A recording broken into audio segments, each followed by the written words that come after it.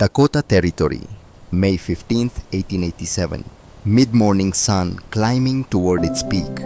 A woman stood alone in a field of prairie grass 40 yards from a weathered barn. She held a surveyor's chain in both hands, pulled taut between two wooden stakes driven into the earth exactly 152 feet apart. Her name was Astrid Solberg. She was 35 years old, Norwegian-born, widow for 14 months, and she was about to dig a tunnel that would divide her community into believers and mockers. From Brennan's General Store a quarter-mile down the township road, three men watched through the window. One of them, Thaddeus Brennan, shook his head slowly. He was 42 years old, thick through the shoulders, owner of the town's only lumber yard, and the man who supplied firewood to every homestead within 10 miles. "Woman's lost her mind," he said. "Grief does that sometimes." The men beside him nodded. They'd seen it before. Frontier widows who couldn't accept what the land had taken, who built shrines, who talked to ghosts, who made irrational decisions in the empty space where their husbands used to stand. But Astrid Solberg wasn't talking to ghosts. She was talking to mathematics. 152 feet, the exact distance from a root cellar to the feed alley of her barn.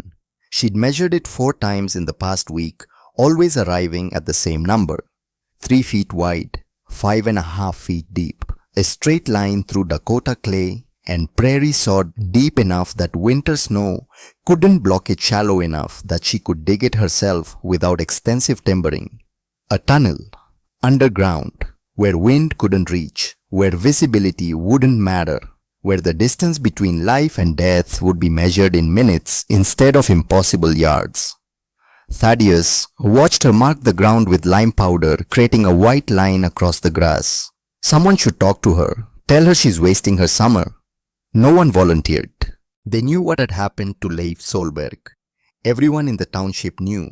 March 12, 1886, a late winter storm. Not the worst they'd seen, but bad enough. Wind from the northwest, heavy snow. Leif had gone out to check on a milk cow that was calving. The barn stood 60 feet from his door. 60 feet, less distance than the width of most claims. They found him the next morning, 15 feet from his own front step, frozen solid, turned completely around in ground he'd walked 1,000 times. His 6-year-old daughter Solveig had watched from the window holding a lantern as her mother had taught her, trying to be a beacon, but the snow had been too thick, the wind too strong. The world had turned white and erased all reference points. Leif Solberg had died within shouting distance of his family, and Astrid Solberg had decided that no one else would. Not if she could prevent it. Not if engineering could solve what courage and strength could not. January 12, 1888. 20 months in the future, though no one knew it yet, the storm that would be called the Children's Blizzard would strike Dakota Territory without warning.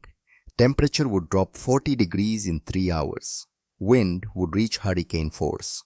235 people would die, caught between buildings they couldn't reach, frozen in familiar ground that became a navigation trap. Thaddeus Brennan would lose 22 of his 28 cattle. Ingeborg Lindstrom would lose 16 of 34. Across the township, 387 head of livestock would perish, 62% mortality rate. Astrid Solberg would lose 0. Her 43 head of cattle would survive 3 days of whiteout conditions because a widow woman spent the summer of 1887 digging what everyone called a fool's project. Because she understood something the established farmers had missed. Because she knew that the real enemy wasn't cold. It was distance and wind, and the way horizontal snow could erase the world in seconds. But that was still 20 months away. In May 1887, all anyone saw was a strange woman with a strange idea making marks in the ground where sensible people planted crops. What did she understand, people would ask later, that we missed? The answer was simple, and it had come from Norway, from a man who was dying by inches, teaching his daughter everything he knew before the knowledge was lost forever. Astrid's father, Gunnar Solberg, sat on the porch of her house watching his daughter work. He was 65 years old, White-haired, weathered by decades of Norwegian winters and 5 years of Dakota sun, his hands shook when he tried to hold a pencil now, but his mind remained sharp. Sharp enough to remember every tunnel his own father had built in the Hardanger region, connecting farmhouses to barns across ground where winter lasted 7 months and snow could reach 12 feet deep. "Trefort bread," he called out to her in Norwegian. "3 feet wide, not wider. Snow load on roof becomes too heavy." Astrid nodded, adjusting her stakes. She spoke English to her neighbors, Norwegian to her father, and a mixture of both to her daughter. The language of her childhood had become the language of survival knowledge passed down through generations of mountain farmers who had solved this problem 100 years ago in a different landscape. Gunnar had tried to explain it to the township council back in April when Astrid first proposed her plan at the monthly meeting. He'd stood in the corner of Brennan's store leaning on a cane he wouldn't have needed 5 years earlier and told them about fjord construction, about families who tunneled between buildings because the alternative was death, about engineering that chose to go around problems instead of through them. "Wind kills," he'd said in his accented English. "Not cold alone. Wind. It takes heat from body faster than body makes heat. Underground, no wind. Underground, stable temperature. Earth below frost line stays 32 to 40 degrees all winter, never changes. Like cellar, but you can walk through it." The men had listened politely, frontier courtesy toward an old immigrant who didn't fully understand how things worked here. Dakota wasn't Norway. The problems were different. The solutions were proven. You built a solid barn. You strung rope guidelines between buildings. You moved fast when weather turned bad. You relied on strength and courage, not elaborate preparation for conditions that might never occur. Thaddeus Brennan had been the most vocal. "Mr. Solberg, with respect, we've been farming this land for 10 years. We know how to handle winter. Your daughter is talking about spending money she can't afford on a project that isn't necessary. Someone needs to tell her that." Gunnar had looked at him with eyes that had seen too many winters. "Someone told my father that. In 1834, he built tunnel anyway. That winter, 3 neighbors died going to their barns. My father's family lived. Math does not care about opinions." The meeting had moved on to other topics. Fence repair schedules, crop rotation plans, the upcoming 4th of July celebration. Astrid's tunnel had been dismissed as the kind of thing grieving widows did.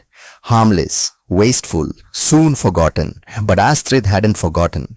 She'd gone home and donned the mathematics. Not complex engineering, simple arithmetic that any farmer could understand. Standard winter in Dakota Territory, 4 months below freezing. Average temperature 15 degrees Fahrenheit.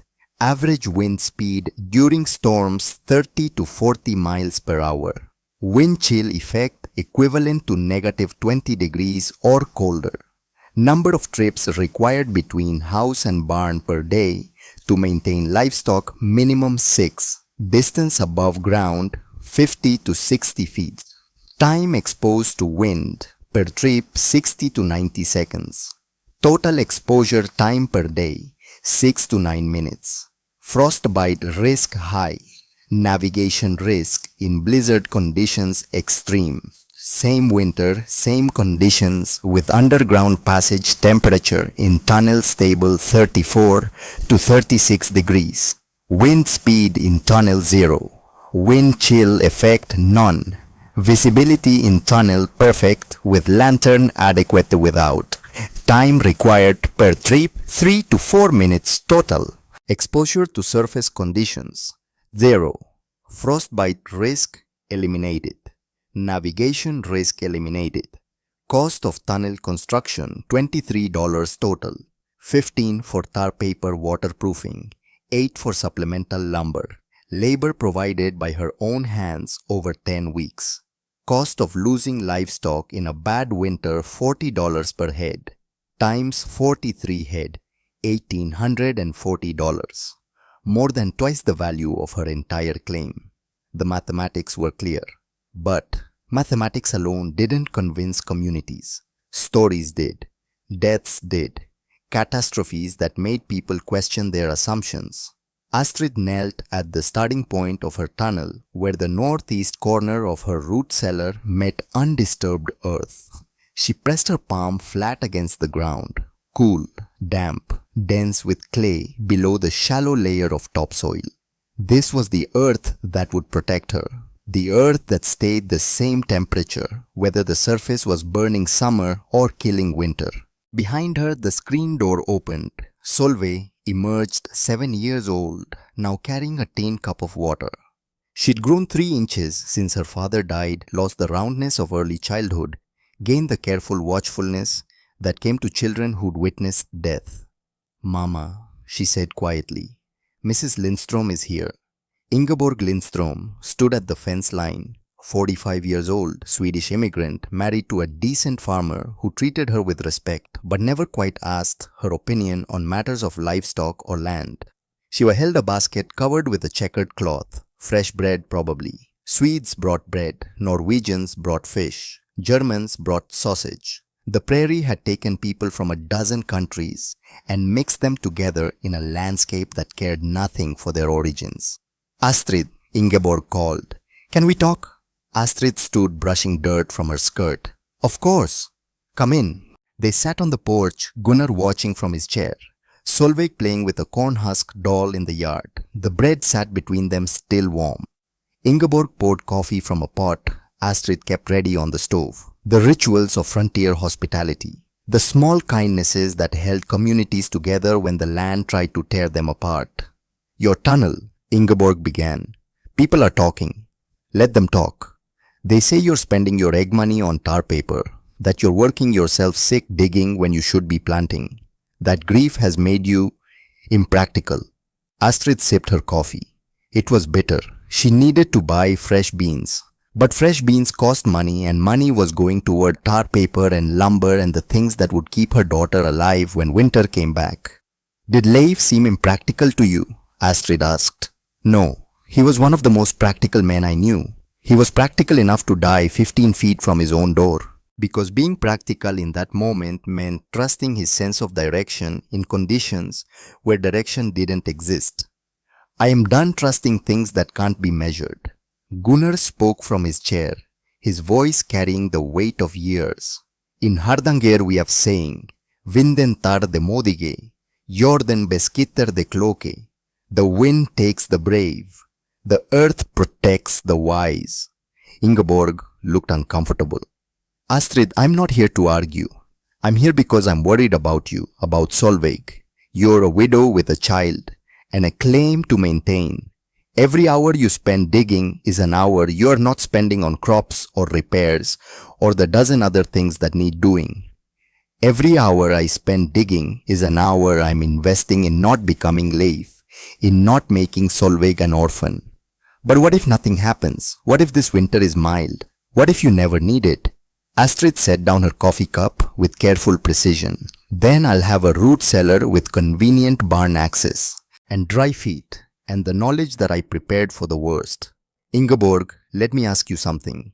If your husband goes out to the barn during a blizzard and doesn't come back, how long do you wait before you go looking for him?" The question hung in the air. Ingeborg looked away, toward her own farm half a mile east, toward the barn where her husband spent his evenings, toward the 60 feet of open ground that separated safety from catastrophe. "I don't know," she admitted. "Neither did I. And by the time I decided it was too late, I won't be too late again." Ingeborg left with her basket empty and her concerns unresolved. The bread sat on Astrid's table, and that night they ate it with butter and wild plum jam, and Solveig asked the question she'd been holding inside for weeks. "Mama, are you digging Papa's grave?" The coffee cup froze halfway to Astrid's lips. Gunnar stopped rocking in his chair. The evening shadows lengthened across the pine floor. "What makes you say that, Barnehart?" "The boys at school. They say you're digging a grave because you can't let Papa go. They call you the mole woman. They call me the mole daughter." Astrid set down her cup and pulled her daughter close. Solveig still smelled like sunshine and grass and the innocence that prairie winters tried to crush. "I'm not digging a grave. I'm digging a life. For you, for me, for every cow in that barn that feeds us and keeps us here. Do you understand the difference?" Solveig shook her head against her mother's shoulder.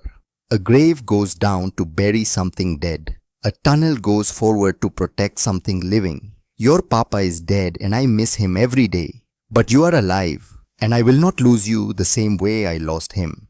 That night, after Solveig was asleep, Gunnar taught Astrid the finer points of tunnel construction by lamplight. He drew diagrams in the margins of an old newspaper his shaking hands, making the lines crooked but the principles sound. Support posts every 4 feet.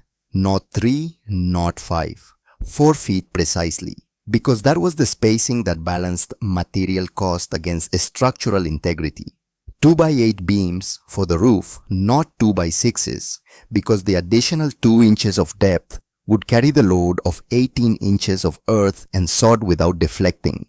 Your bestefar, Gunnar, said using the Norwegian word for grandfather, he taught me this when I was 12. We dug tunnel in November, finished December. That winter 3 meters of snow. We walked to barn every day in shirt sleeves. Neighbors who didn't have tunnels, they lost animals, lost fingers to frostbite. One man lost his life. Why didn't everyone build them if they worked so well? Gunnar smiled, but it was sad. Same reason everyone here doesn't build now.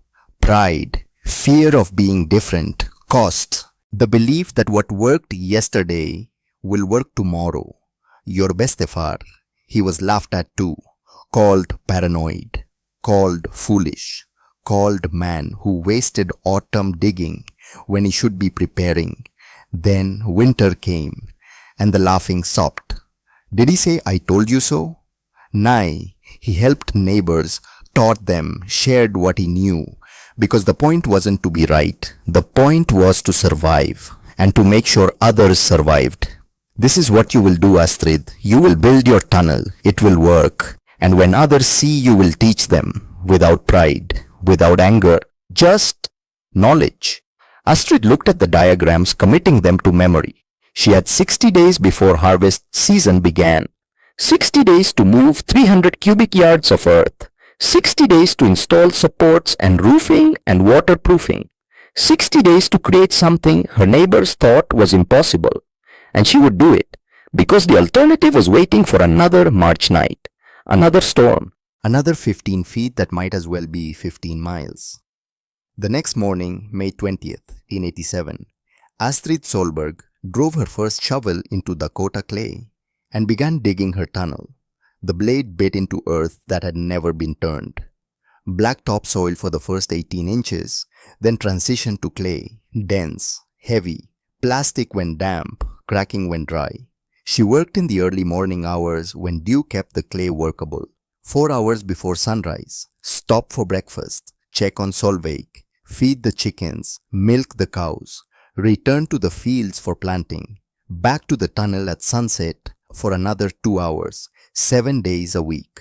Gunnar sat nearby on a folding stool, wrapped in blankets even in May, warmth calling out measurements. 3 foot, 3 feet no more. Keep straight line. Use level every 6 feet. She used a surveyor's level borrowed from the county office. Checked her line every time she advanced 6 feet forward. Any deviation, any curve would create blind spots, would accumulate snow, would trap moisture, would defeat the entire purpose. The work was brutal. Each shovelful weighed 8 to 10 pounds. She moved roughly 240 shovelfuls per linear foot of tunnel, times 152 feet, 36,000 shovelfuls of earth. Give or take, she didn't count, she just dug. By the end of the first week, she'd advanced 40 feet. Her hands developed new calluses over old ones. Her shoulders ached in ways that never quite stopped, even at night. Solveig rubbed her mother's back with a liniment that smelled like mint and burned like shame, because mothers weren't supposed to knead their daughters to ease their pain. But Astrid kept digging. At the township store, Thaddeus Brennan watched her progress with growing irritation, not because he cared about a widow's foolish project, but because 2 other families had started asking questions. Asking about tunnel costs, asking about earth temperatures, asking about alternative methods of winter barn access. Thaddeus sold firewood, 6 to 8 cords per family per winter.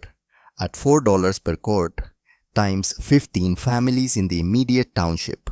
That was $360 to $480 in revenue every year.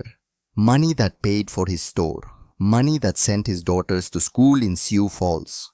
Money that defined his position as the man who provided essential services.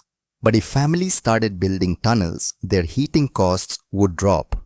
Astrid's father claimed 40 to 50% reduction in firewood needs. Do the mathematics. 15 families. Reduce consumption by half. $180 to $240 lost revenue per year. Thaddeus had built his business on the assumption that Dakota winters required massive amounts of wood for heating. But if tunnel systems maintained more stable temperatures, reduced wind infiltration, created dead air spaces that held heat. If Gunnar Solberg's Norwegian engineering actually worked, the implications made Thaddeus nervous. So when Astrid came to his store to buy tar paper, he made sure she knew his opinion, made sure everyone in the store heard it. 12 rolls of tar paper, Astrid said, setting her egg basket on the counter. She'd brought 6 dozen eggs, fresh, worth 12 cents per dozen at current prices, 72 cents total. She needed another $14.28 for the tar paper. That's expensive material for a widow, Thaddeus said. What's it for? Everyone in the store stopped pretending to shop. 3 farmers examining harness leather, 2 wives comparing fabric, 1 teenage boy sweeping floors, all listening. Waterproofing. For what? My tunnel. Thaddeus leaned against the counter, making a show of concern. Mrs. Solberg, I've been thinking about this project of yours. Have you considered the cost $15 for tar paper, $8 for lumber? That's $23. That's 3 weeks of farm income for most widows. Money that could go toward seed, toward repairs, toward your daughter's future. Astrid counted out coins, slow, deliberate. Mr. Brennan, 43 head of cattle at $40 per head is $1,720. If I lose even 2 animals in a bad winter, that's $80. My tunnel costs $23. The mathematics favor preparation. If you have a bad winter, we haven't had a killing storm in 5 years. Leif died 14 months ago. The store went silent, this kind of silence that follows uncomfortable truth. Thaddeus recovered quickly, switching tactics. That was tragic, Mrs. Solberg. Everyone knows that, but there's a difference between one freak storm and regular conditions. You're building an expensive solution for a problem that might never happen again. Gunnar's voice came from the corner where he'd been sitting on a bench resting his legs. In Norway, we have saying, Forbered deg for storm, ikke for solskin. Prepare for storm, not for sunshine. Storm comes whether you believe or not. Thaddeus turned to face the old man. Mr. Solberg, with respect, this isn't Norway. Our winters are different. Our methods are proven. We use rope guidelines. We build solid barns. We move fast and smart. We don't spend summer digging holes in the ground like prairie dogs. How many fingers you have, Mr. Brennan? The question caught Thaddeus off guard. What can count your fingers? How many better than 10? Why does that matter? Last winter, Wilhelm Schmidt lose 2 fingers to frostbite going to barn in storm. This winter before Nils Johansen lose 3 toes. Year before that, my son-in-law lose his life. All using rope guidelines. All being fast and smart. All dead or damaged. Tell me again how proven your methods are. The silence deepened, uncomfortable now, accusatory. Thaddeus's face darkened. Mr. Solberg, those were unfortunate accidents. They don't change the fact that your daughter is wasting money on. My daughter, Gunnar interrupted, standing with effort, is the only person in this township who understands that courage without engineering is just a slow way to die. You sell firewood, so you don't want her tunnel to work. I understand economics, but I also understand physics. And physics doesn't care about your profit margin. Astrid gathered her tar paper, bundling it carefully. Solveig helped, small hands trying to be useful. They walked toward the door together. Thaddeus called after them. Mrs. Solberg, mark my words. When winter comes, normal and your tunnel sits unused, you'll regret every dollar you spent, every hour you wasted. And when people ask why you bankrupted yourself for nothing, you'll have no good answer. Astrid paused at the door, turned, met his eyes with calm certainty. Mr. Brennan, if winter comes normal and I wasted my money, I'll be happy. I'll be alive. So will Solveig. So will my cattle. But if winter comes hard and your methods fail again and you're standing in snow that erases the world trying to find your barn 60 feet away, I want you to remember this conversation. Remember that you had the chance to prepare. And you chose pride over prudence. She left. The door closed behind her with a soft sound that felt louder than it should. In the store, the farmers went back to examining harness leather. The wives returned to fabric. The boy resumed sweeping. But something had shifted. A seed had been planted. Not belief, not yet, but doubt. The kind of doubt that makes men check their rope guidelines more carefully. That makes them notice when neighbors lose fingers. That makes them wonder quietly if there might be another way. Thaddeus watched through the window as Astrid and Solveig loaded their wagon.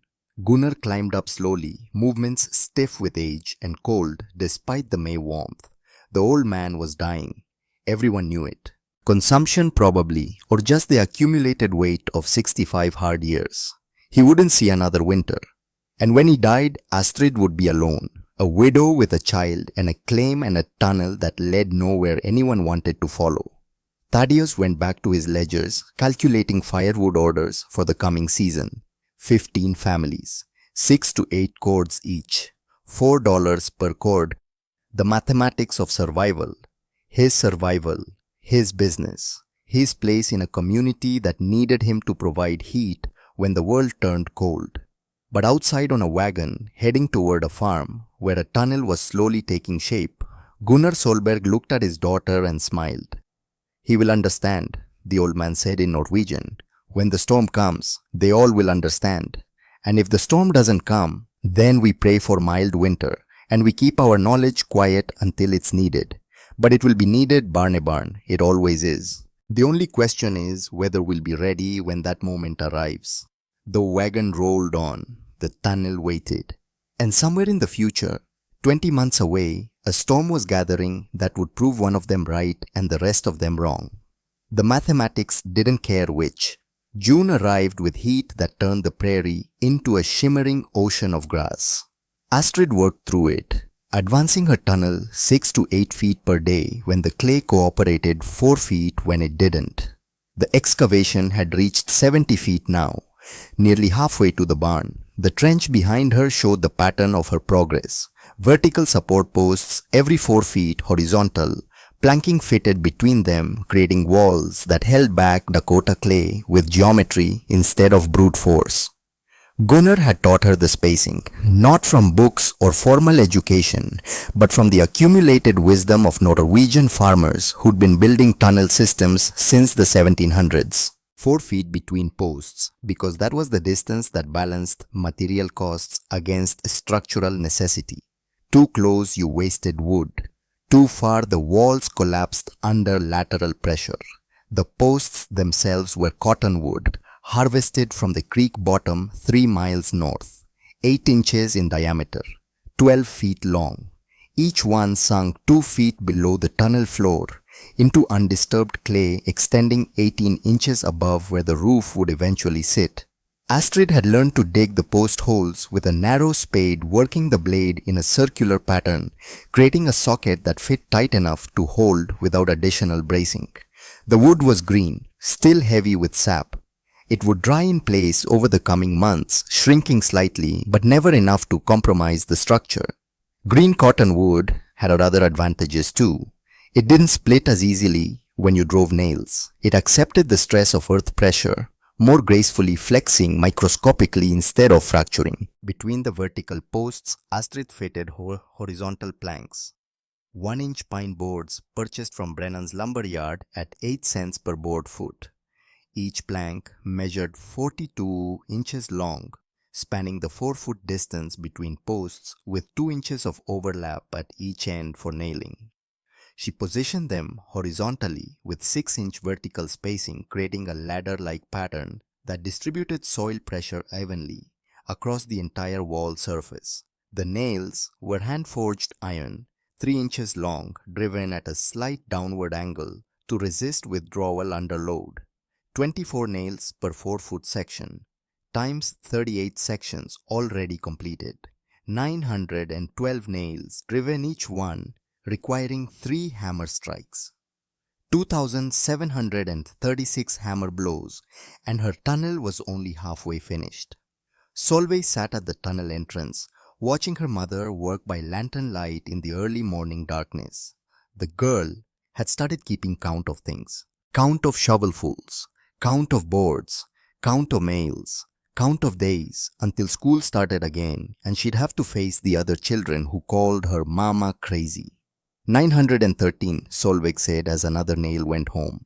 914, 915. You don't have to count Barnehart. I want to remember, so when people say you didn't really build it, I can tell them exactly how much work it was. Astrid paused, a hammer in hand, looking at her daughter in the lamplight. 7 years old and already learning that the world required proof, required documentation, required evidence that couldn't be argued away by men who decided what was possible before they'd seen it done.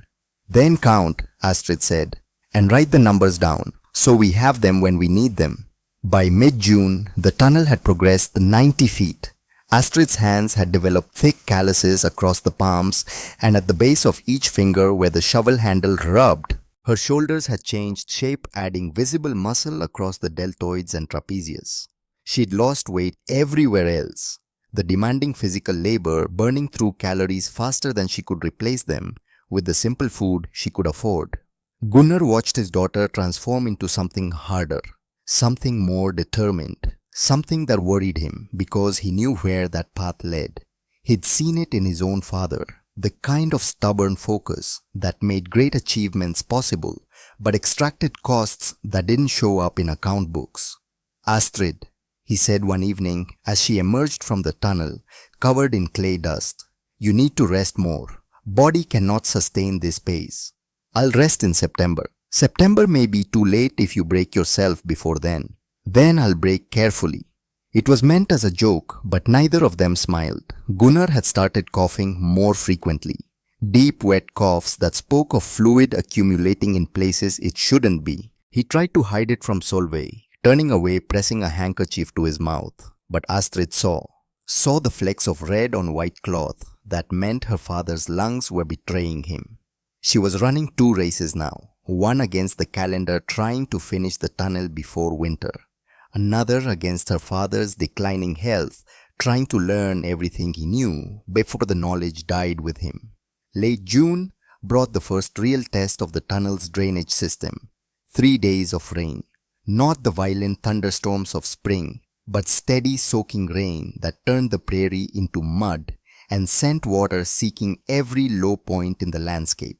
Astrid woke on the second morning of rain expecting to find her tunnel flooded, all her work undone by something as simple as poor drainage design.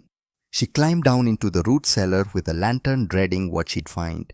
But the tunnel floor was dry, completely dry. The slight pitch she'd maintained, 1 inch of drop per 8 feet of length, had done its job. Water that seeped through the roof had followed gravity down the slope toward the sump pit she'd excavated at the barn end.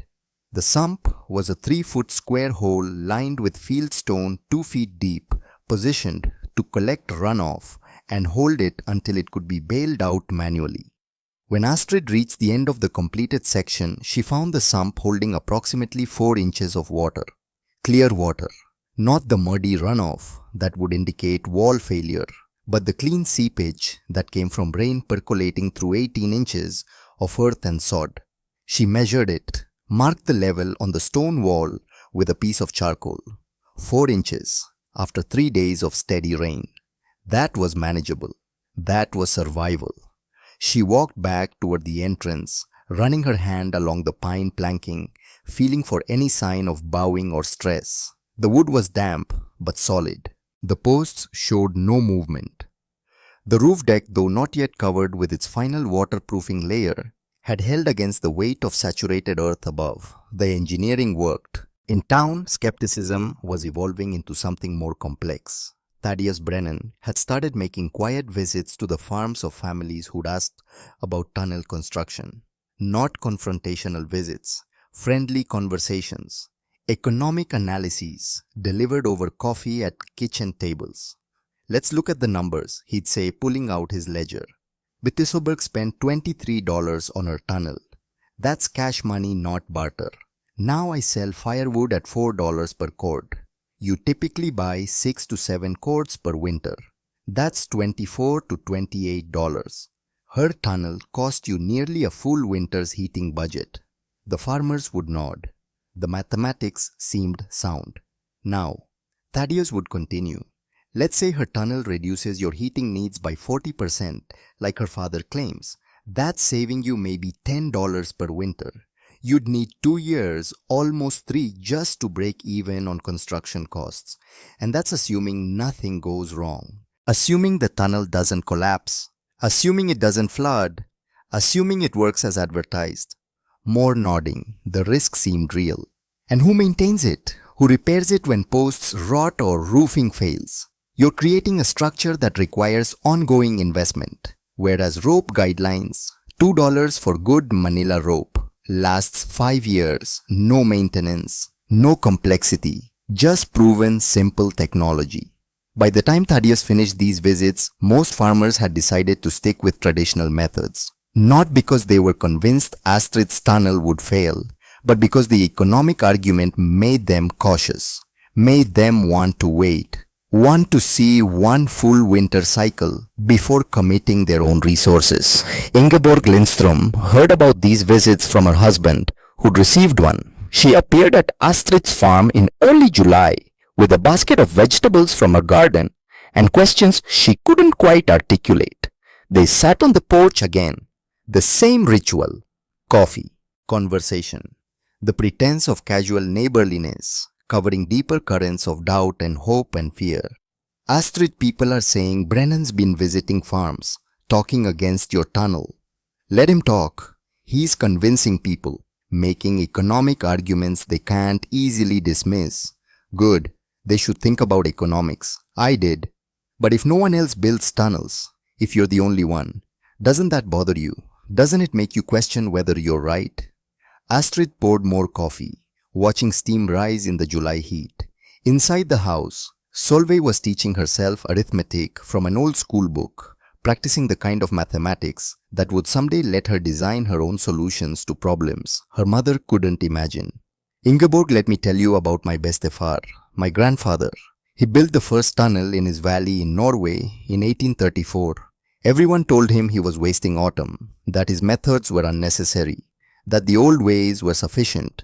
That winter came and 3 of his neighbors died reaching their barns, not because they were weak, not because they were foolish, but because the wind erased the world and turned 60 feet into an impossible distance. I've heard this story. Then hear what happened after. My bestefar didn't say, 'I told you so.' He helped the widows. He shared his engineering. He taught anyone who wanted to learn. By 1840, 20 families in that valley had tunnels. By 1850, it was standard practice. Not because he convinced them with arguments, but because reality convinced them with bodies." Ingeborg was quiet for a long time. "That's a grim way to prove a point." "I don't want to prove a point. I want my daughter to live past her 8th birthday.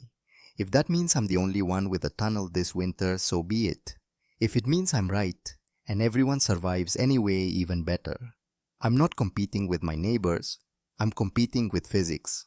Thaddeus says you're threatening his business. That if tunnels spread, his firewood sales will collapse. Thaddeus is threatened by efficiency. That's not my problem to solve. "But it makes you enemies, Astrid. In a community this small, you need friends more than you need tunnels." Astrid met her neighbor's eyes, seeing genuine concern there. Seeing also the calculation of a woman who had to live in this township long after winter passed, who couldn't afford to alienate the man who controlled lumber and firewood and half the trade goods that made frontier life possible. "I have friends," Astrid said quietly. I have my father while he lasts. I have my daughter. I have neighbors like you who bring vegetables and worry. That's enough. And if winter proves me right, I'll have more friends than I need. And if it proves me wrong, I'll have wasted a summer and $23. Either way, Solveig and I will be alive to see spring. July became August. The tunnel advanced past 100 feet, past 120. The work became routine in some ways, yet never easy. Each day, the same pattern. Early morning excavation, breakfast, farm work, evening tunnel progress, measurements, adjustments, the slow methodical accumulation of safety measured in linear feet. Gunnar's role had shifted from active teacher to passive observer. His hands shook too badly now to hold tools. His breathing had become labored, requiring frequent rest periods. But his mind remained sharp, and he spent his days sitting near the tunnel entrance, calling out corrections when Astrid's measurements drifted even slightly off true. Høyre side. He'd call in Norwegian. Right side. 2 inches high. Adjust level. Astrid would recheck her measurements. Find he was correct, make the adjustment. Every time. The old man's eyes could still detect deviations. Her younger eyes missed. Solveig had started helping in small ways. Carrying tools, holding the lantern, mixing the pine tar that would eventually seal the waterproofing seams. The girl asked questions constantly, and Gunnar answered them all, turning construction into education. Bestefar, why does the tunnel need to be straight? Because curves create blind spots. In darkness or blizzard, you need to see end to end. Straight line means you always know direction, always know how far to safety. Why these specific boards? Why not thicker ones? 1-inch pine is strong enough for load light enough to handle. Thicker is waste. Thinner is risk. Engineering is finding the balance between enough and too much. Why did Papa die if he was smart? Gunnar was quiet for a long moment. Astrid stopped hammering, waiting to hear how her father would answer. Your Papa was very smart, but he trusted the wrong things. He trusted his sense of direction in conditions where direction didn't exist. He trusted that 60 feet was short enough to be safe. He trusted that he could move fast enough to outrun the wind. These trusts killed him. Your mama trusts different things. She trusts measurements. She trusts earth. She trusts walls that stop wind. These trusts will keep you alive.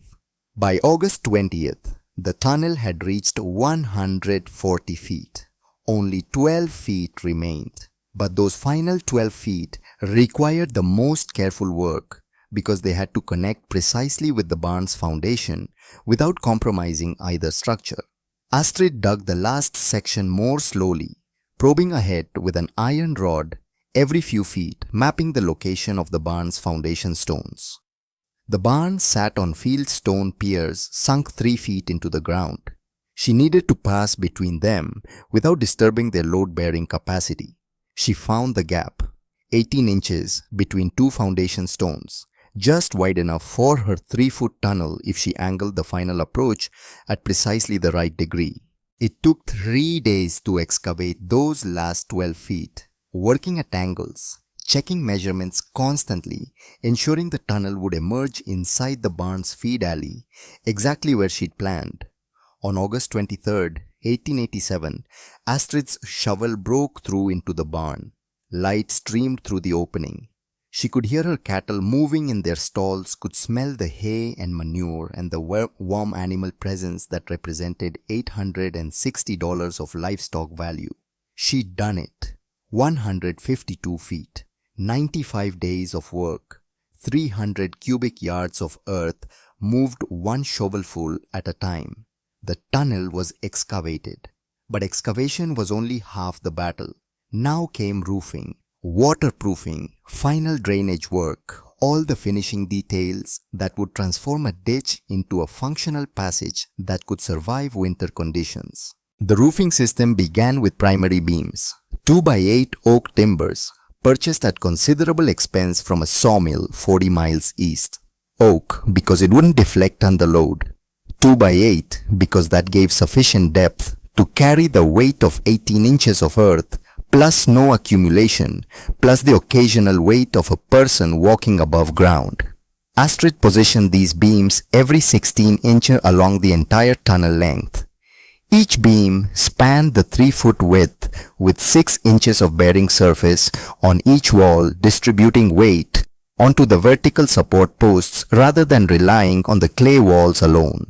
Installing the beams required Gunnar's final technical contribution.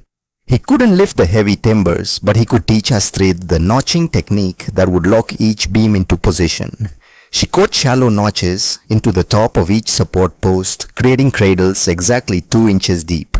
The beams seated into these notches, with satisfying precision, held in place by gravity and geometry rather than nails or bolts.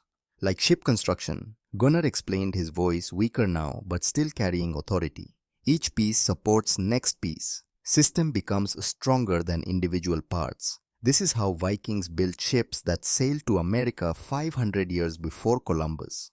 Not with complexity, with understanding of forces. Over the primary beams, Astrid laid roof planking. 1-inch pine boards 4 feet long fitted edge to edge with no gaps. Each board secured with 3 nails per beam contact, driven flush with the wood surface to avoid puncturing the tar paper that would follow. The planking created a solid deck capable of supporting a man's weight, providing a stable base for the waterproofing layer. The waterproofing consumed the most expensive single component of the entire project. 12 rolls of tar paper at $1 in 25 cents per roll, $15 total. More than Astrid earned in 3 weeks of selling eggs, butter and cream to the township store. She'd saved for months to afford it, had gone without new fabric for clothes, had mended Solveig's shoes 3 times rather than buying new ones, had eaten simpler food, cheaper cuts of meat, more beans and less variety. Every penny counted. Every sacrifice measured against the cost of keeping her daughter warm when the world turned lethal. The tar paper came in rolls 4 feet wide. Astrid laid it in overlapping sheets with 6-inch margins at all seams, creating a continuous moisture barrier that extended from wall to wall across the entire roof surface. The overlap was critical. Single-layer coverage would develop leaks at every seam, but 6-inch overlap meant water would have to flow uphill to penetrate, and water didn't flow uphill. Sealing the overlaps required pine tar heated in a cast iron pot over an outdoor fire. The tar needed to be hot enough to flow like honey, but not so hot it would burn the paper. Astrid learned the temperature by testing small batches, watching how they behaved when brushed onto scrap wood. Too cool and the tar wouldn't bond. Too hot and it became brittle when it cooled. Solveig helped with this work, stirring the tar pot with a long stick while her mother applied the sealant with a wide brush. The smell was overwhelming, resinous, chemical. It clung to their clothes and hair and skin. But when the job was finished, the tunnel roof had a waterproof seal that would remain flexible through temperature changes, would resist cracking during freeze-thaw cycles, would shed water for years before needing replacement. The final layer was sod, prairie sod, cut in uniform blocks measuring 12 inches by 18 inches and approximately 4 inches thick. Astrid cut the blocks using a specialized spade with a sharp straight blade, working in areas where the grass was thick enough to hold the soil together, but not so dense as to create excessive weight. She cut 844 blocks total. Each one weighed roughly 20 pounds. That was 80 pounds of sod lifted by hand, carried on a wooden sled she'd built for the purpose, positioned carefully on the tar paper roof. The blocks fitted together like puzzle pieces, grass side facing upward, to maintain living roots that would continue growing, binding the soil into a cohesive water-shedding surface. By September 8, 1887, the tunnel was complete. 10 weeks and 3 days of work, from conception to execution, from mockery to reality. Astrid stood at one end in her root cellar. Solveig stood at the other end in the barn holding a lantern. They could see each other, perfect straight line, 152 feet of protected passage, where wind couldn't reach and visibility would never fail. Gunnar made the first complete walkthrough, moving slowly, leaning on his cane, examining every joint, every seam, every detail of construction. When he emerged in the barn, he had tears in his eyes. Din bestefar ville varit stolt, he said to Astrid. Your grandfather would have been proud. Will it work? It already works. Question is whether winter will be bad enough that others notice. September brought the township harvest, wheat cutting, threshing, the communal work that required cooperation regardless of winter disagreements. Astrid worked alongside neighbors who'd questioned her tunnel, shared meals with families who thought she'd wasted her summer, helped Thaddeus Brennan repair a broken wagon wheel despite knowing he'd spent months undermining her project. This was frontier life. You couldn't afford permanent enemies. The land was too hard, the margins too thin. You helped each other during harvest, settle disputes after winter, and tried to survive long enough to have arguments about methods. At the harvest celebration in late September, families gathered at the schoolhouse for food and music and the brief respite between growing season and survival season. Astrid brought lefse, traditional Norwegian flatbread that Gunnar had taught her to make. Ingeborg brought Swedish meatballs. The German families brought sausage and sauerkraut. The Irish families brought soda bread. Food became the language of community when words divided. Thaddeus Brennan approached Astrid near the punch table. Solveig was playing with other children supervised by older girls who seemed to have forgotten the mole woman taunts now that harvest was complete. Mrs. Solberg, Thaddeus said formally, your tunnel is finished, I hear. It is. I hope for your sake that winter is mild. I truly do. Despite our disagreements, I don't wish hardship on anyone. I hope winter is mild too, Ma'am Brennan. But if it isn't, my door will be open. My knowledge will be shared, just as my father shared his. Thaddeus looked uncomfortable. I have made my position clear. I believe rope guidelines and solid construction are sufficient. But I respect your right to prepare as you see fit. And if circumstances prove you right and me wrong, I'll be man enough to admit it. That's all anyone can ask. They parted without resolving anything. But something had shifted slightly. An acknowledgement that they were both trying to survive using different methods. That neither wanted the other to fail, even if they couldn't agree on approach. October arrived with frost warnings and geese flying south in V formations that stretched across the horizon. Gunnar's health had deteriorated noticeably. He rarely left his chair now, slept more than he stayed awake, ate little. His body was slowly surrendering to whatever disease consumed him from within. On October 15th, he called Astrid and Solveig to his bedside. His voice was barely a whisper, but his eyes remained clear. Listen to me, both of you. The tunnel is done, but knowledge isn't. Astrid, you must check the drainage every month through winter. Must clear the sump when water accumulates. Must inspect the roof after heavy snow. The system maintains itself only if you maintain the system. I understand far. Solveig, you must remember what we built here, not just tunnel. But the reason for tunnel, you must remember that engineering solves problems that courage cannot. That preparation is not cowardice. That being different is not being wrong. Will you remember? Yes, Bestefar. I'll remember everything. Good. Then I can rest, knowing my knowledge survives in you both. He closed his eyes, slept, woke again that evening and asked for water, drank a few sips, looked at his daughter with something like satisfaction. It's coming, he said. Big storm. I won't see it, but you will. When it comes, you'll know I was right. And then you'll teach others. Promise me. I promise Far. Gunnar Solberg died on November 3rd, 1887, peacefully, in the house his son-in-law had built surrounded by the family. His daughter maintained secure in the knowledge that his father's wisdom had crossed an ocean and saved at least one more generation. They buried him in the township cemetery on a cold, clear morning. Half the community attended not because they'd agreed with his ideas, but because frontier protocol demanded respect for the dead, regardless of disagreements with the living. Astrid stood at the grave with Solveig pressed against her side, listening to words spoken in English over a Norwegian farmer who taught his daughter to dig. The irony wasn't lost on her. They buried him above ground, while his greatest legacy lay beneath it, waiting to prove its worth. Winter announced itself in early January with temperature fluctuations that made Gunnar's old barometer readings look prophetic. On January 10, 1888, Astrid noted pressure dropping steadily.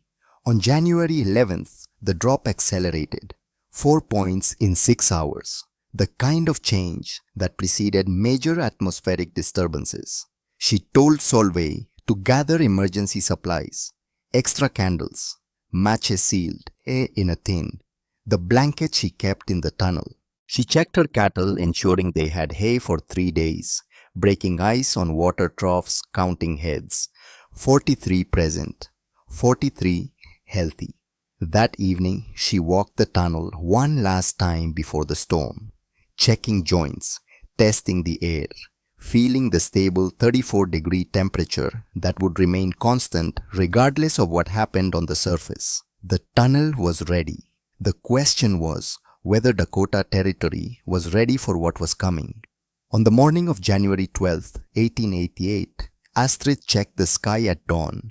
Northwestern horizon showed the faint darkening that sometimes preceded major weather. She checked her thermometer, 18 degrees Fahrenheit. Cold but manageable. By noon, everything would change. The children's blizzard was 6 hours away, and Astrid Solberg's tunnel was about to transform from an eccentric widow's project into the difference between life and death for everyone it touched. January 12, 1888. The morning felt wrong in ways difficult to articulate. Temperature at 18 degrees. Wind light and variable. Sky clear enough to see the horizon in all directions. Children walked to school in coats too thin for what was coming. Farmers planned outdoor work. Life proceeded with the false confidence of people who'd survived ordinary winters and assumed the next one would be ordinary too. Astrid didn't trust it. Her father's barometer had dropped 4 points since evening.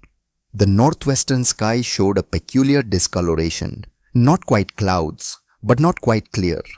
A haze that suggested atmospheric disturbance at altitudes beyond normal weather patterns. She made Solveig stay home from school.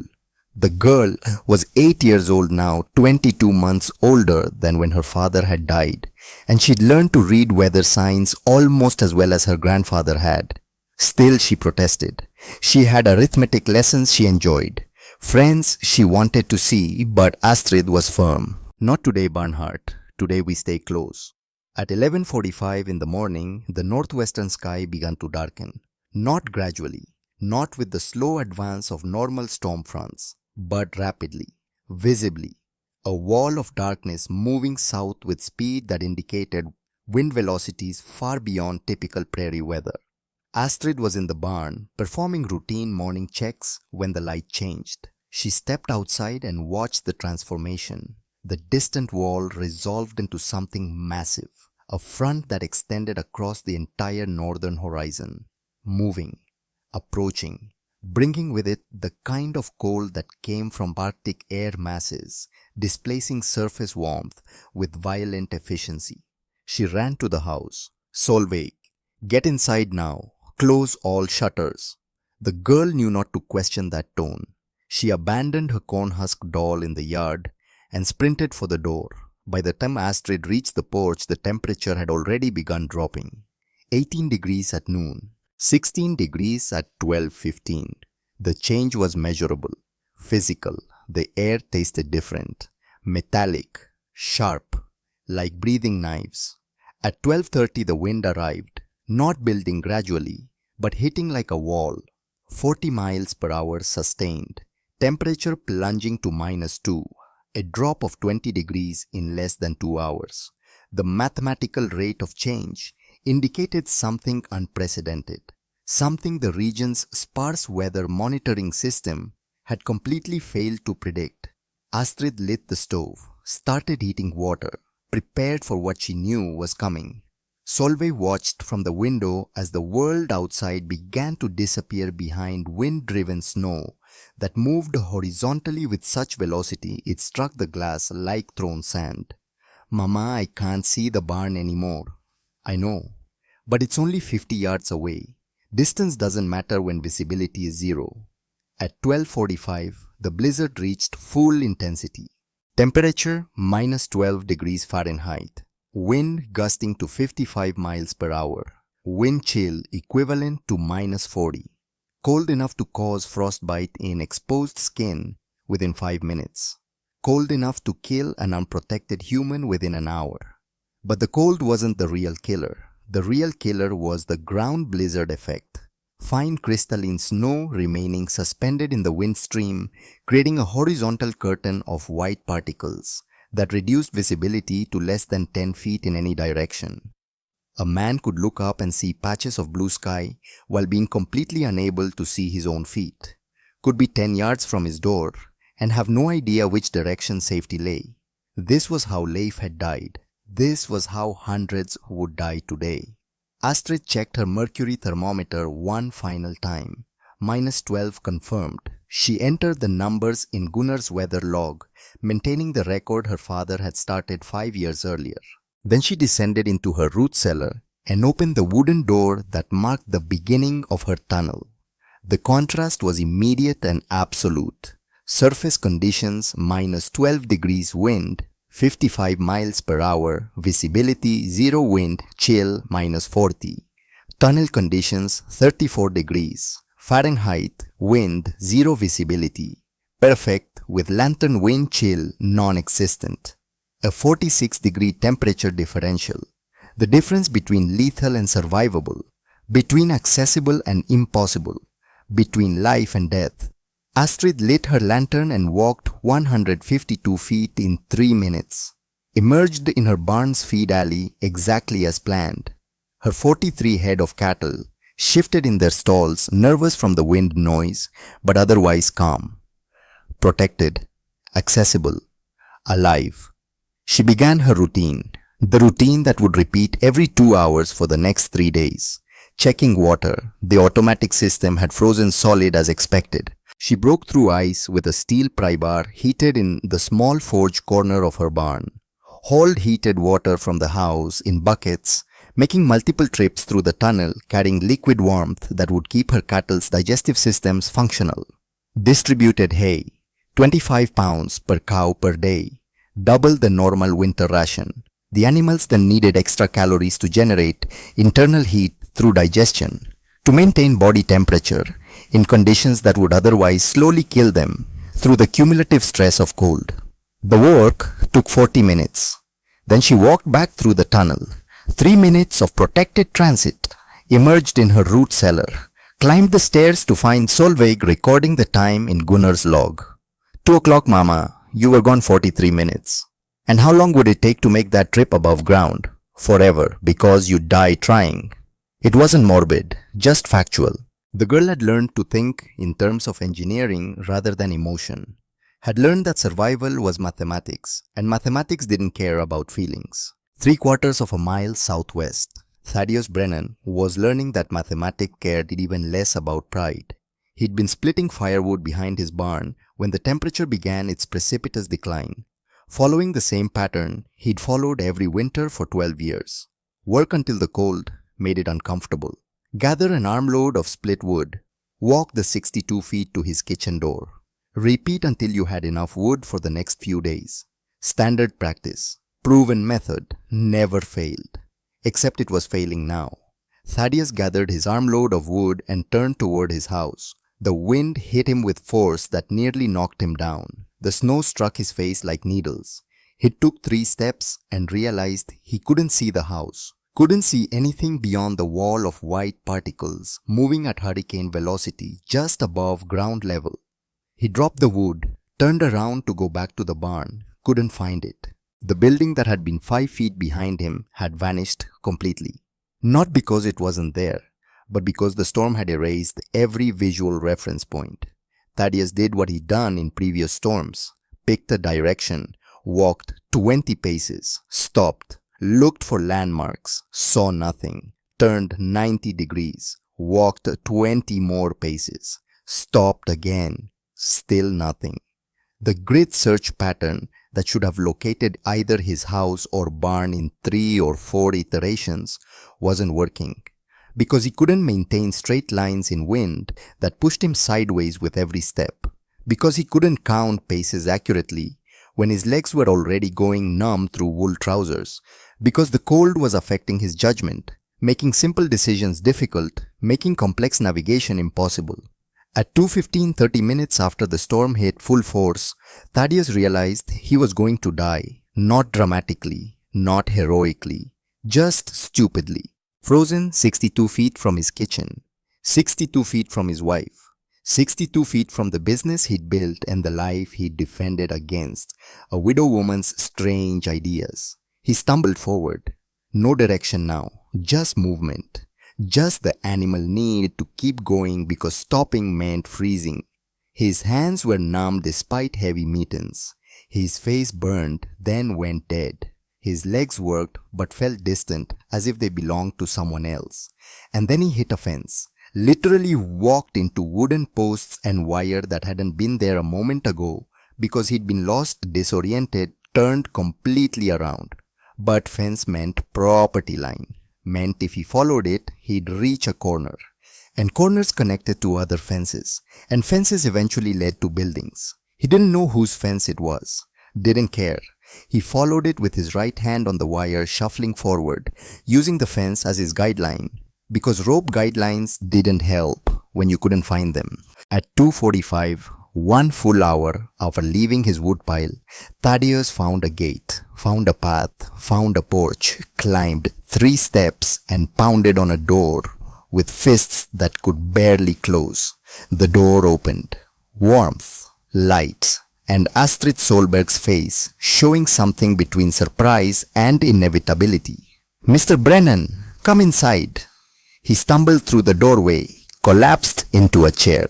Solveig, moving with the practiced efficiency of a child who'd watched her mother prepare for emergencies, brought blankets and positioned them to trap body heat. 8 years old and already understanding the physics of warming a hypothermic man. Astrid brought coffee, hot, nearly burning. He wrapped his hands around the cup and felt nothing, then felt pain, then felt warmth returning in stages that hurt more than the cold had.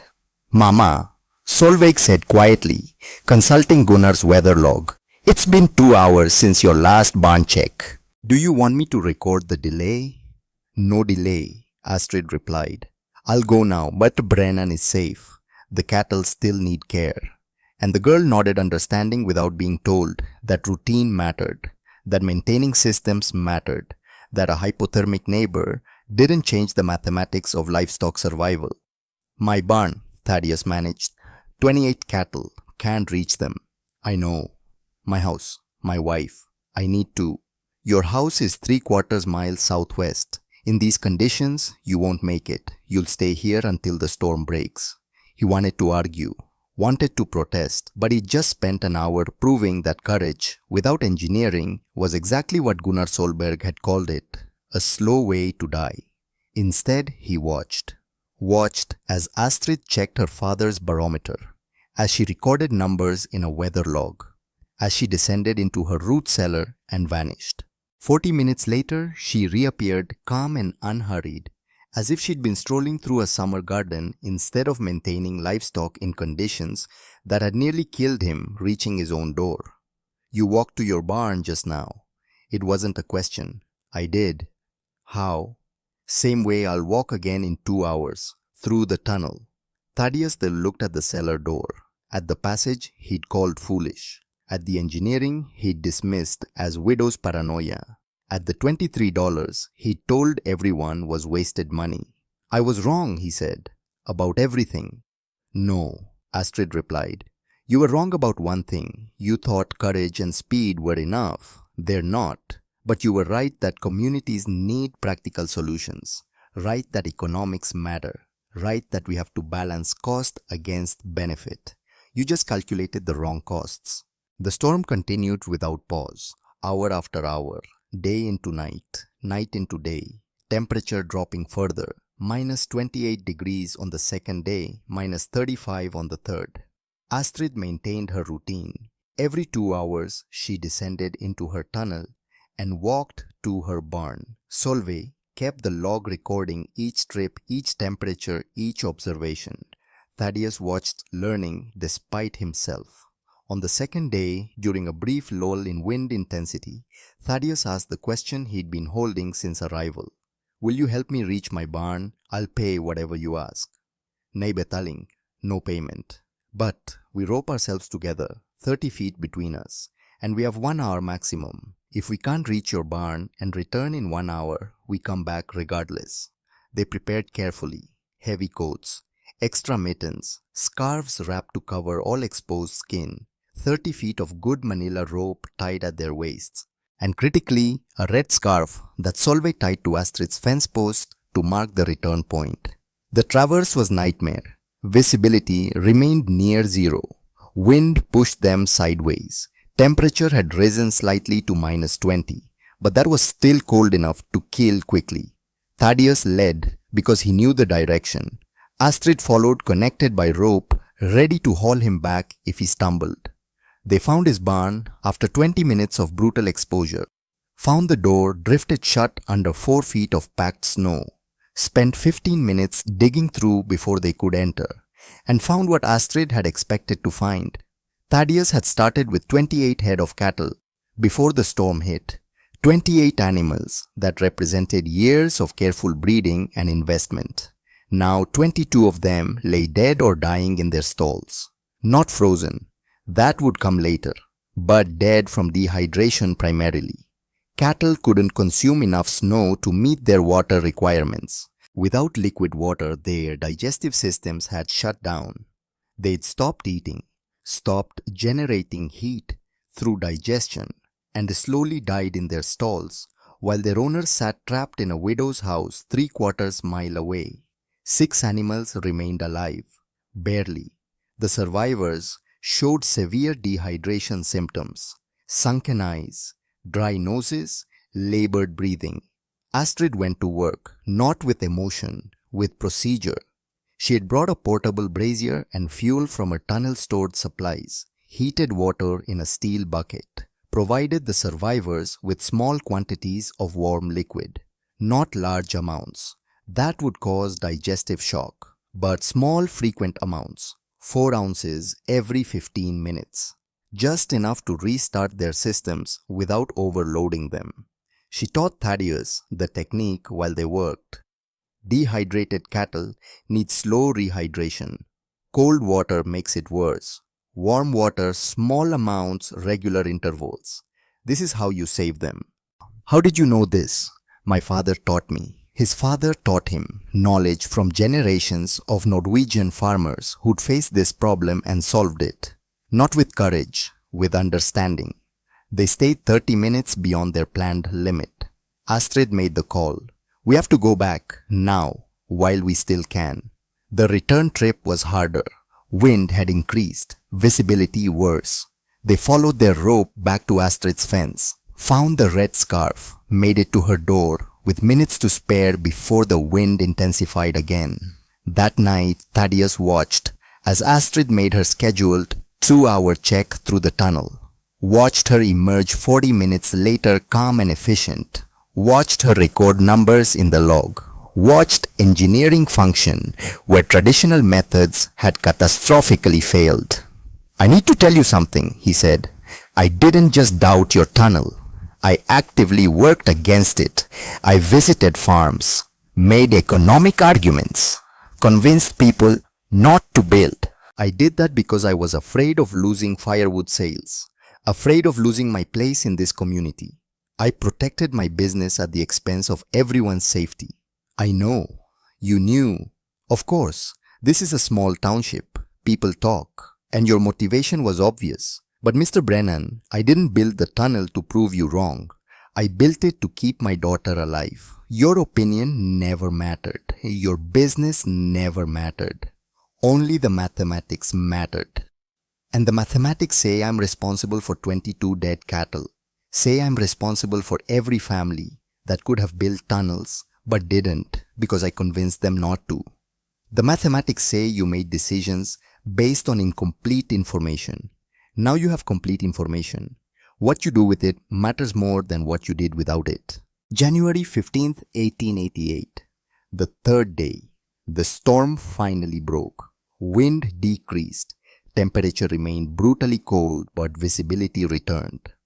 Across Dakota Territory, people emerged from their homes to assess damage that would eventually total 235 human deaths and livestock losses in the tens of thousands.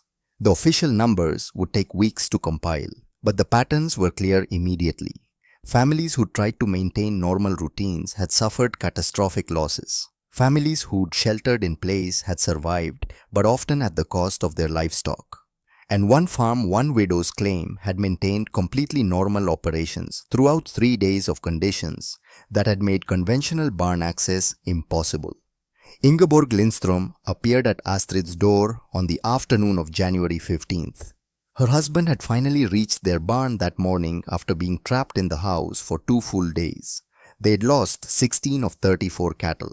The financial loss was devastating, but Ingeborg had come for a different reason. "Teach me," she said simply. "Teach me how to build what you built. Come in.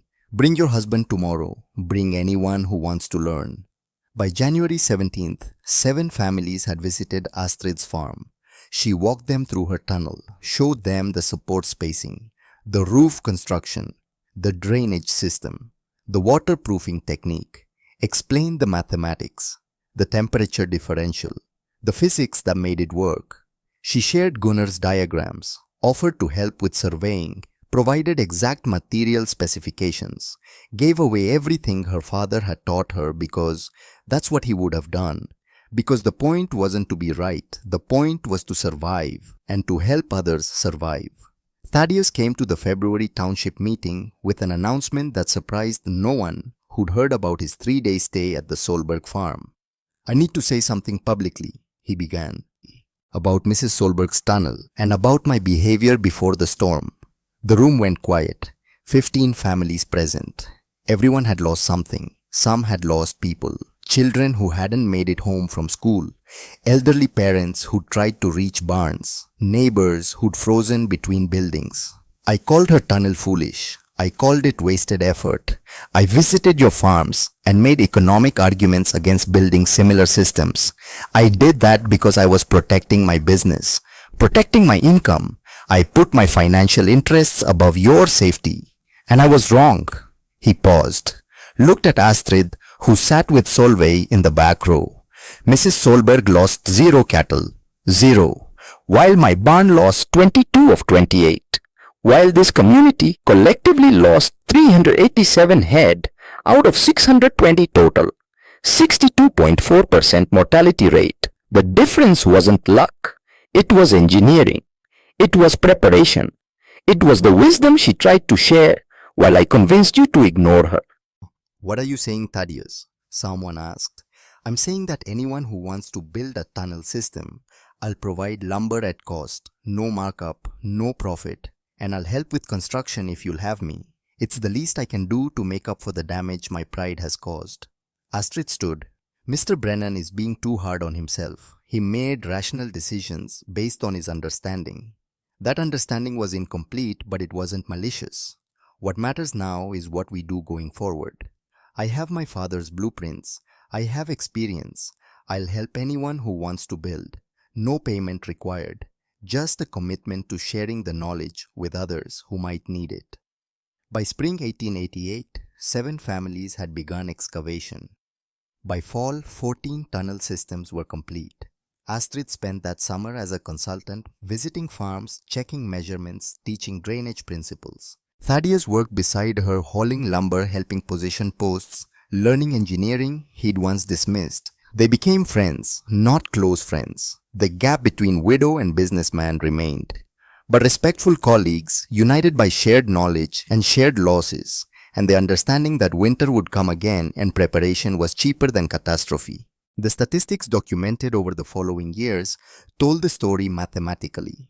Tunnel-equipped farms reported 40 to 50% reduction in winter firewood consumption due to more stable interior temperatures and reduced wind infiltration. Livestock mortality during severe weather dropped to near zero.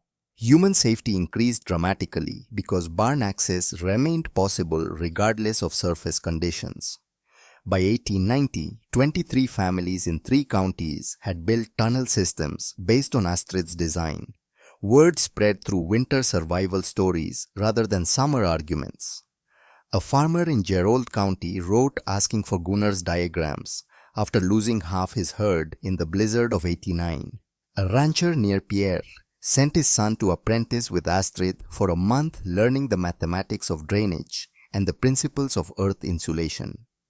The technique began appearing in territories beyond Dakota. Montana homesteaders adapted the design for longer distances between buildings. Minnesota farmers modified it to include root cellars and ice storage. By 1892, agricultural extension agents from the land-grant colleges were documenting the system, measuring its performance, converting Norwegian folk wisdom into American engineering standards.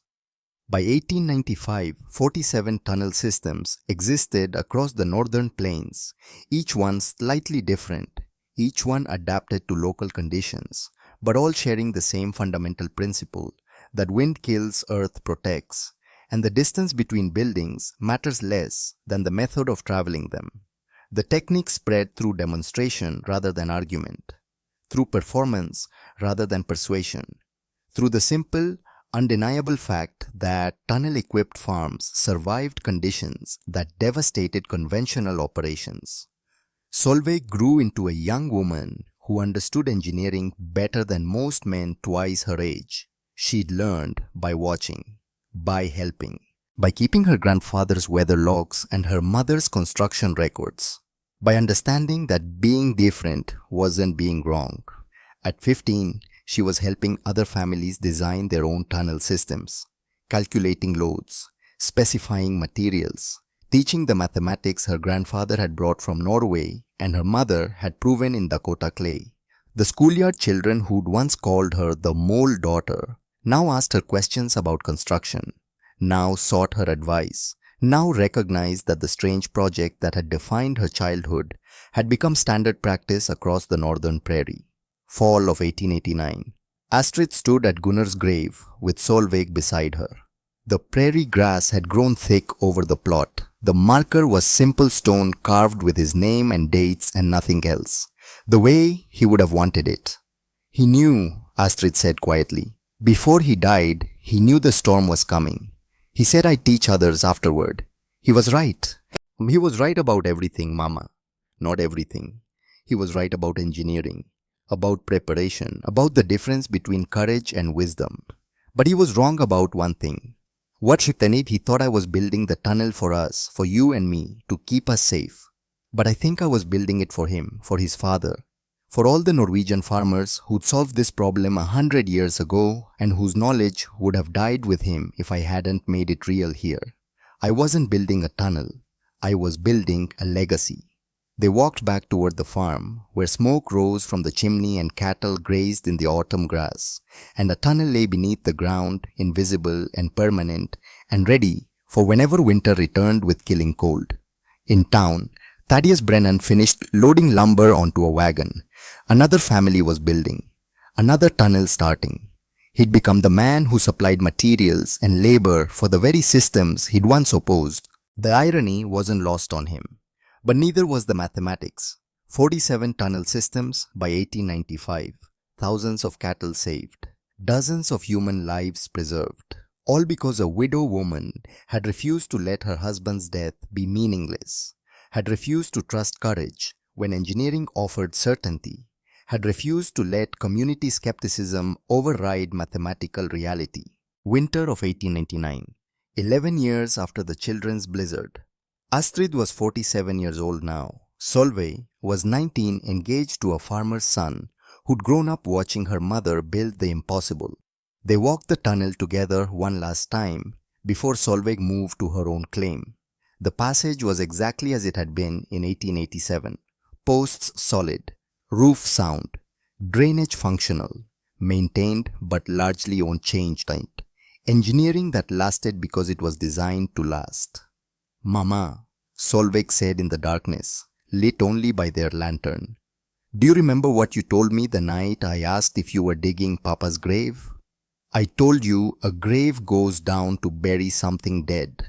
A tunnel goes forward to protect something living. I understand that now, completely.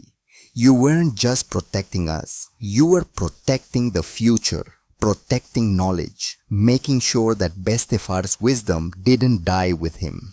They emerged in the barn, 26 years old now, the building, weathered but sturdy, sheltering a new generation of cattle that had never known anything but tunnel access during winter storms. "Your grandfather used to say something," Astrid said. "Vinden tar de modige, jorden beskitter de kloke." The wind takes the brave. The earth protects the wise. I spent my whole life thinking that was about physical survival, about not dying like your father died. But it's bigger than that. "What do you mean?" "It means that courage is loud, courage is visible, courage is celebrated. But wisdom is quiet. Wisdom is the invisible. Wisdom builds systems that last longer than the people who built them. Your father was brave. He walked into that storm because he was brave. And a bravery killed him. But your grandfather was wise. He taught me to build instead of to brave. And wisdom saved us, saved all of us." They walked back through the tunnel, 152 feet of protected passage, the same distance that had killed Leif Solberg when measured above ground, the same distance that had saved hundreds of lives when measured below it. The mathematics had never changed, just the method of traveling them. In the years that followed, tunnel systems between houses and barns became standard architecture across the northern plains, not universal. Some families still preferred rope guidelines and quick movement, but common enough that the technique stopped being Norwegian and became American, stopped being strange and became practical, stopped being Astrid Solberg's eccentricity and became frontier wisdom. By 1900, the name Solberg had mostly faded from the story. People built tunnels because tunnels worked, not because they remembered the widow who'd proved it. And that was exactly as it should be. Knowledge should outlive the people who discovered it, should spread beyond attribution, should become so normal it no longer requires explanation. But in one root cellar, in one farm in Dakota Territory, a worn copy of Gunnar Solberg's construction diagrams remained pinned to the wall. Ink faded, paper yellowed, but lines still straight, measurements still accurate, mathematics still perfect. And every winter when the wind came howling across the prairie with killing cold, someone somewhere descended into earth that their grandparents had excavated and walked through, passage that wind couldn't reach, and emerged safely where courage alone would have left them frozen. Leif Solberg had died so Astrid could learn. Gunnar Solberg had taught so knowledge could survive. Astrid Solberg had built so others could live. And Solveig Solberg carried forward the understanding that engineering wasn't about being different. It was about being right. And being right in the end was simply another way of saying you understood mathematics better than the wind understood how to kill you. The tunnel remained. The knowledge spread. The legacy endured. 152 feet. The distance between fear and safety, between death and life, between what we hoped would work and what we knew would work, the distance a widow woman dug one shovelful at a time because hope wasn't enough, because the earth protects the wise, and wisdom, unlike courage, never dies.